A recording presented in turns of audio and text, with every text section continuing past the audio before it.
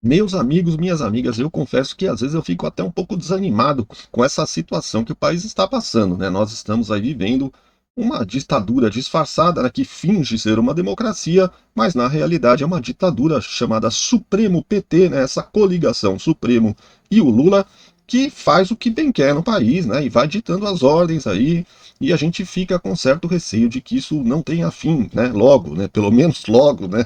Mas acontece que o desânimo logo passa, porque a gente percebe que agora, né, graças a Deus, os próprios órgãos de imprensa estão trabalhando a nosso favor, a favor da direita. O que antes era praticamente impossível de se pensar, né? Se a gente pensar que há um ano atrás iríamos, depois de um ano, estar vendo a Globo expondo os ministros do STF e as armadilhas, as armações do governo Lula aí para atrapalhar as investigações, né? Em pleno Jornal Nacional, isso era quase que impossível de se pensar. Né? Ver a Globo News detonando os ministros do STF, né? Detonando o Alexandre de Moraes pela abertura de um novo inquérito para tentar impedir a candidatura do Flávio Bolsonaro, né? Então ver essas coisas era praticamente impossível de se pensar, mas no entanto é o que está acontecendo hoje em dia e é isso que eu vou mostrar para vocês. O Jornal Nacional expôs durante 6 minutos os ministros do STF e junto também expôs o governo Lula por conta da sua armação, né? O pessoal do PT fez uma armação ajudado pelo Davi Alcolumbre para mudar ali as pessoas que iam participar da votação do relatório da CPMI do crime organizado. Veja vocês a que ponto está chegando, né, essa ditadura PT Supremo, né? Eles estão interferindo, eles mudam até as peças, né? Era para votar alguns senadores ali no relatório e na última hora eles deram jeito, né, de cancelar, tirar dois votos que seriam a favor, né, do relatório e para botar dois petistas lá para votar contra. Olha que armação, né? Que malandragem que o governo do Lula está fazendo. E o Lula depois sai aí nos palanques, né, nas entrevistas, dizendo que o governo dele é a favor das investigações, que só está tendo investigação porque o governo dele deixa investigar. Não é nada disso, não. Está tendo investigação é porque é tanta bandalheira que transborda. Eles não têm nem como esconder, vai vindo à tona, é tanta roubalheira que esse governo faz que fica quase que impossível de esconder. As coisas vão aparecendo, não tem como esconder mais, né? Bom, pessoal, eu não vou ficar falando muito aqui, que eu quero mostrar para vocês aí. São 3 cortes que eu peguei, que eu separei, o do Jornal Nacional e da Globo também. Tanto o pessoal da Globo descendo a lenha nos ministros, como também descendo particularmente no Alexandre de Moraes por conta desse processo contra o Flávio Bolsonaro que eles abriram hoje, né? Olha, é tanto absurdo que a gente fica, nossa senhora, como tá o medo que eles estão de perder o poder, né? Tanto Lula quanto os ministros do STF, eles estão percebendo que eles estão perdendo o poder e eles estão ficando apavorados e eles estão dobrando a aposta, usando todas as artimanhas e as malandragens possíveis para tentar se manter, né, ali no poder. Vamos assistir aqui, pessoal. Só não esquece de deixar o seu like, se inscrever no canal e acionar o sininho das notificações aí para receber novos conteúdos. E deixa um comentário, claro, né, dizendo o que você está achando de tudo isso. Isso é o mais importante de tudo. Vamos lá, então. A CPI do crime organizado chegou ao fim numa terça-feira de muita tensão entre Congresso e o Supremo. Numa decisão inédita, o relator da comissão, o senador Alessandro Vieira, do MDB, pediu o indiciamento de 3 ministros do Supremo Tribunal Federal, Dias Toffoli, Alexandre de Moraes e Gilmar Mendes. Incluiu também o nome do Procurador-Geral da República, Paulo Gonet. Durante todo o dia, ministros do Supremo reagiram com críticas ao relatório. No início da noite, a CPI rejeitou a proposta do senador. O relatório tem mais de 200 páginas. A leitura do documento estava prevista para amanhã, mas a sessão foi adiada para que os integrantes tivessem tempo de ler o texto. A CPI do crime organizado foi instalada em novembro para investigar a expansão e o funcionamento de milícias e facções criminosas. Naquele momento, a Polícia Federal dava início às operações para combater as fraudes financeiras do Banco Master e o assunto dominou os debates da comissão. No documento final, o relator senador Alessandro Vieira, do MDB, afirmou que a CPI enfrentou enormes barreiras políticas e institucionais, levantadas na medida em que as informações sobre fatos relacionados a figuras importantes da República se avolumavam. que os potenciais crimes comuns vislumbrados no curso das investigações podem ser também apurados pela via ordinária da persecução criminal. E sugeriu o indiciamento de 3 ministros do Supremo Tribunal Federal: Dias Toffoli, Alexandre de Moraes e Gilmar Mendes, além do Procurador-Geral da República, Paulo Gonet, por crimes de responsabilidade. Vieira argumentou que é razoável que a decisão sobre indiciamentos se concentre naqueles fatos e indivíduos que estão fora do alcance dos meios usuais de persecução e que podem ser sujeitos ativos de crime de responsabilidade. O senador apontou que os atos do ministro Dias Toffoli, primeiro relator do caso Master no STF, foram considerados atípicos pela Associação Nacional de Delegados da Polícia Federal.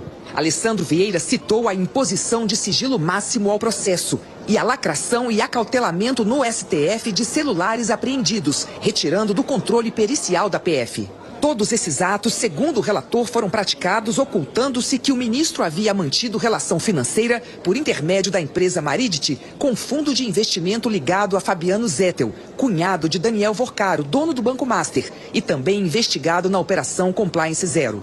Toffoli admitiu que é sócio da Maridit junto com seus irmãos, o que, de acordo com o relator, mostra que a conexão não é remota nem indireta. Trata-se de relação negocial entre empresa do magistrado relator e fundo de investimento controlado por pessoa investigada e presa no mesmo inquérito que o magistrado relatava. O relatório também sugeriu o indiciamento do ministro Alexandre de Moraes. Alessandro Vieira citou como justificativa a relação financeira do escritório de advocacia de Viviane Barsi de Moraes, esposa do ministro, com o Banco Master. Segundo o relator, a magnitude da remuneração, 129 milhões de reais contratados e 80 milhões efetivamente pagos, exclui qualquer possibilidade de caracterização como relação profissional ordinária ou de baixa relevância econômica, tratando-se de vínculo de dependência financeira substancial entre a família do magistrado e a instituição investigada. O documento também sugeriu o indiciamento de Gilmar Mendes. Alessandro Vieira citou que o ministro do Supremo determinou a anulação da quebra dos sigilos da empresa Maridit, aprovada por unanimidade pela CPI. O relator também afirmou que o ministro Gilmar Mendes sabia que não era o relator natural da matéria e ainda assim proferiu decisão de modo absolutamente ilegítimo. No caso do pedido de indiciamento do Procurador-Geral da República, Alessandro Vieira afirmou que Paulo Gonet não adotou nenhuma providência concreta no sentido de promover a investigação e a eventual responsabilização das autoridades envolvidas. Pouco depois das 14h começou a sessão para a leitura do documento. Uma articulação da base do governo alterou as forças dentro da CPI antes da leitura do relatório. A liderança do MDB pediu para trocar 2 senadores de oposição, Sérgio Moro, do PL, e Marcos Duval, do Podemos. No lugar, entraram 2 petistas, Beto Faro e Tereza Leitão, dando maioria governista. O senador Alessandro Vieira apresentou recomendações para o combate ao crime organizado, mudanças na legislação, em órgãos de controle e a ampliação do repasse de recursos. Ao explicar por que a CPI passou a investigar o caso Master, Vieira falou sobre a atuação dos ministros do STF. A presente Comissão Parlamentar de Inquérito se deparou com fatos extremamente graves relacionados à conduta ética de ministros, em especial da nossa Suprema Corte. Ela chega a partir da constatação de que um fundo ligado, um parceiro de crime, o Fundo REAG, foi fartamente utilizado pelo primeiro comando da capital para lavagem de dinheiro. No passo adiante, percebemos que REAG e Fundo Master dedicam uma parte significativa dos seus recursos, dos seus lucros, para a cooptação de agentes públicos, nas mais diversas esferas de poder. E, por último, chegamos à ligação documentada desse mesmo grupo com ministros integrantes da nossa Suprema Corte. O indiciamento não é um ato de condenação. O indiciamento é um registro de que foram coletados suficientes indícios de determinada conduta. E esse é um problema a mais no Supremo. Toda vez que algum membro do Supremo é criticado, ele transforma essa crítica numa crise institucional, numa questão de segurança nacional e manda investigar, né? Então, virou até piada. Tem aqueles memes, bonequinhos, o Moraes dizendo: vou botar você no inquérito. Porque é isso. Cada vez que você faz uma crítica a alguém do Supremo, algum ministro do Supremo, vem uma ameaça velada. Não pode, isso não é possível, não é possível. Eu concordo com as críticas do senador Alessandro Vieira e discordo dele ter indiciado os ministros neste momento, nesta CPI.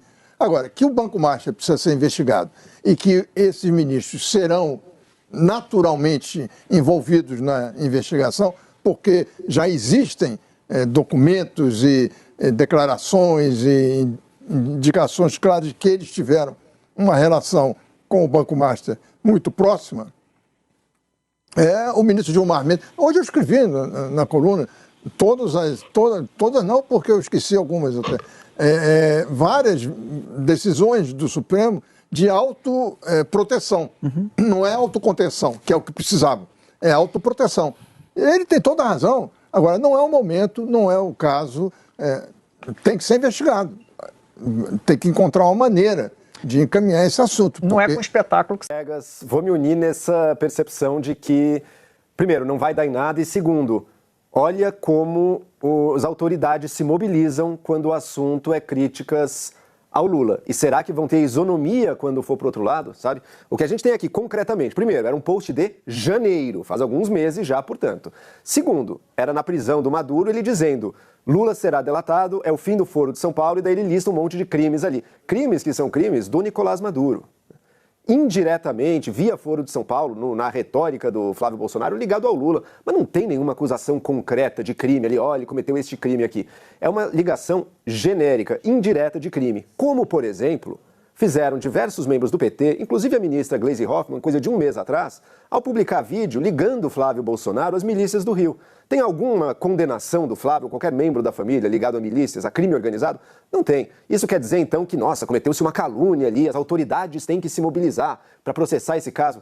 Seria esticar demais defender esse tipo de coisa. Então, o que a gente está vendo aqui é Polícia Federal, PGR, e vamos ver qual vai ser o resultado dessa investigação, né? Mas se mobilizando para algo que, pelo menos até muito recentemente, era feito de forma mais ou menos normal, como parte de um discurso político acalorado, próprio de ano de eleição, em que sim, você associa as figuras rivais a diversos grupos criminosos ou a intenções criminosas, ou genericamente a prática de crimes, e que isso sempre foi feito assim, mas aparentemente, quando é com o Lula, a coisa fica mais grave. Essa percepção é muito danosa para a legitimidade do Supremo, talvez a gente discuta ela em breve, mas para o próprio Lula. Porque dá a entender de que sim, ele é alguém que está muito próximo ali das autoridades, muito próximo do Supremo, é protegido por ele, e enquanto que a oposição não. Aí, pessoal, você viu aí o Joel Pinheiro falando sobre a legitimidade do Supremo, né? Que ela faz, provavelmente essa legitimidade vai ser discutida em breve, ou seja, a Globo News falando que o Supremo Tribunal Federal está perdendo a legitimidade. Olha só que absurdo, não é os bolsonaristas que estão falando isso, não. A Globo News está dizendo que o Superior Tribunal Federal está perdendo a legitimidade, né? Bom, gente, a gente já sabe, né, tudo que está acontecendo, é tudo tão óbvio, é tudo tão escrachado, eles perderam a vergonha, eles não dependem de voto para se eleger, eles estão lá com seus cargos garantidos, né? E o Lula tá achando que vai conseguir de novo aí, né, fazer essa manipulação que ele fez nas últimas eleições, né, através da ajuda que ele teve do Supremo Tribunal Eleitoral, né, que na época era comandado pelo Alexandre de Moraes, né, nas eleições de 2022, quem era o presidente do STE era o Alexandre de Moraes, e então ele tinha essa ajuda, né, do Superior Tribunal Eleitoral para se eleger. E agora, como o Alexandre de Moraes não está mais à frente do STE, ele está tentando manipular as coisas em favor do Lula através do STF. Criou um inquérito para tentar causar problemas aí para o Flávio Bolsonaro, né? Digamos que seja um crime aí, que ele seja apurado um crime, ele pode de repente pedir a inelegibilidade do Flávio Bolsonaro. É isso que eles estão querendo com esse novo inquérito aí que o Alexandre de Moraes inventou hoje, né? Diz que foi feito pela Polícia Federal, mas a Polícia Federal deve ser uma parte da Polícia Federal que está a serviço aí desses ministros do STF, porque a Polícia Federal tem muita gente lá, tem os que são corretos e tem os que são cupinchas dessa gente aí que está no poder, né? São pau-mandados aí dessa máfia que se instalou no governo, tanto no governo como no STF, né? Podemos chamar de máfia. Para mim é tudo uma máfia. É uma máfia da qual inclusive faz parte o senhor Davi Alcolumbre e também o presidente da Câmara dos Deputados, o Hugo Mota, né? Os dois também fazem parte da máfia, né, que se instalou aí para governar o Brasil. Estamos sendo governados por uma máfia, né? Essa é a grande verdade que está escancarada cada vez mais, né? E pessoal, eu vou falar para vocês, eu descobri por que a Globo está... Eu estava encucado, hoje eu assisti um vídeo. Eu descobri por que a Globo está mudando o seu discurso. Por que a Globo está mudando? Por que ficou tão escancarada essa mudança, né, que eles estão fazendo aí na sua forma de falar, né? Começaram a atacar o Supremo, começaram a atacar o pessoal da esquerda, começaram a criticar o Lula. Então o que aconteceu? E eu descobri, e eu vou fazer um vídeo para contar para vocês. Provavelmente eu vou trazer essa notícia aí amanhã no canal, tá? Foi feita, eu vou até já adiantar para vocês, foi feita uma pesquisa, né, a pedido da Globo, para saber como que a população brasileira pensa, como que a população brasileira quais a forma o que a população respeita, no que ela acredita, né? E provavelmente essa pesquisa foi o que fez com que a Globo mudasse o seu posicionamento, porque ela estava perdendo audiência constantemente, né? Vinha caindo desesperadamente, né? E agora eles mudaram, né, o tom. Provavelmente até as novelas vão começar a mudar, pessoal. Pode se preparar, porque isso vai acontecer. Eles vão tomar uma postura muito mais conservadora e muito mais de direita daqui para frente. Escuta o que eu tô te falando, amanhã eu vou mostrar para vocês por que eu cheguei a essa conclusão, beleza? Então é isso aí, pessoal. Deixa o seu like aí, se inscreva no canal, aciona o sininho das notificações e deixa o seu comentário. O que você acha disso daí? Vai virar pizza? Já tá virando, né? Já melaram a CPMI do crime organizado, né? Já virou uma grande pizza aí. Só que é o seguinte, hein? Vamos falar a verdade, pessoal. O Alessandro Vieira, mesmo perdendo aí, né? Tendo essa derrota de ter o seu relatório reprovado por conta dessa manipulação do governo Lula, né? Que trocou ali as pessoas que iriam votar para conseguir a vitória. Mesmo com essa derrota, eu acho que o Alessandro Vieira foi extremamente vencedor nessa questão aí da CPMI. Ele está sendo falado para todo lado. O relatório dele veio à tona. Nós tivemos 6 minutos no Jornal Nacional expondo o relatório dos ministros do STF, aí, mostrando as falcatruas dos ministros, né? Então ele foi o grande vencedor, e é por isso que os ministros do STF estão com ódio, querendo até ver se consegue fazer a inelegibilidade do Alessandro Vieira. Olha como eles são, né? Como são vingativos esses juízes, né? Eles não querem perder, né? Não querem largar o osso de jeito nenhum. É incrível. Deixa o seu like, se inscreva no canal, acione o sininho das notificações e deixa o seu comentário. Um grande abraço, fiquem com Deus e até o próximo vídeo.